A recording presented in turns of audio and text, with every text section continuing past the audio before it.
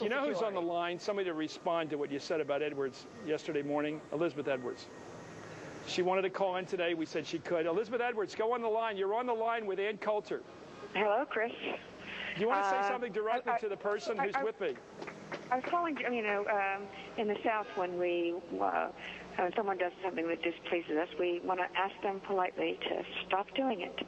I'd like to ask Ann Coulter if she wants to debate on issues, on positions. We certainly disagree with nearly everything she said on your show today, but it's quite another matter for these personal attacks. The things that she has said over the years, not just about John, but about other candidates, lowers our political dialogue precisely at the time that we need to raise it. So I want to use the opportunity, which I don't get much because Ann and I don't hang out with the same people, to ask her politely to stop the personal attacks. Okay, so I made a joke, let's see, 6 months ago, and as you point out, they've been raising money off of it for 6 months since then. This is yesterday morning, what you said about him. I didn't say anything about him actually either time. But Ann knows, that's not true. And what's more, this has been going on for some time. And I don't mind you trying to raise money. I mean, it's better this than giving $50,000 speeches to the poor, just to use my name on the web pages. But as for a debate with me, yeah, sure.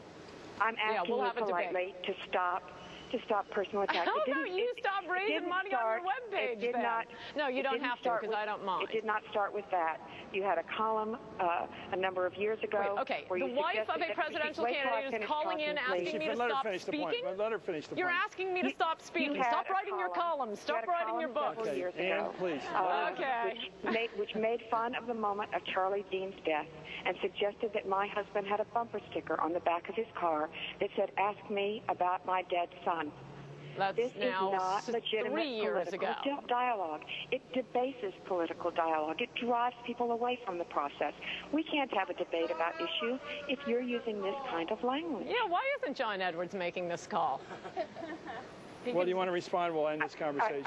I haven't talked to John about this call. I think this is just another attempt. I'm making this call as a mother. I'm the mother of that boy who died. My children participate. These young people behind you are the age of my children.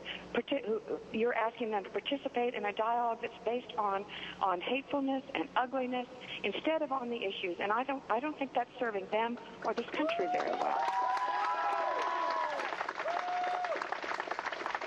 Thank you very much, Elizabeth Edwards. So you have all the time in the world to respond. I think we heard all we need to hear. The wife of a presidential candidate is asking me to stop speaking. No. No, she said you should stop being so negative to people individually. Right, as opposed to bankrupting doctors by giving a shyster Las Vegas routine in front of juries based on science. Wait, you said I'd have as long as I would have, and you instantly interrupt me. As I was saying, doing these psychic routines in front of illiterate juries to bankrupt doctors who now can't deliver babies, and to charge a poverty group $50,000 for a speech. Don't talk to me about how to use language. Elizabeth? Language of hate, and I'm going to ask you again to politely stop using personal attacks as part of your dialogue. Okay, I'll stop writing books. Why do you if talk you about? Can't write them without them, then that's fine.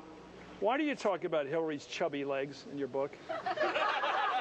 Why do you? I mean, I might fall into the category of personal attacks. I don't know, but why do you do that? Why do you talk about Monica Lewinsky's chubbiness?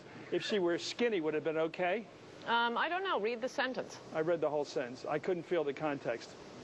Well, why do you bring up the word chubby? And I could explain. Why do you make fun of Hillary's chubby legs? I don't know. You're going to have to give me the sentence. It's in the afterword of your book. I just read it this morning. Well, read the sentence. We'll be back and read the entire sentence. We'll come on back.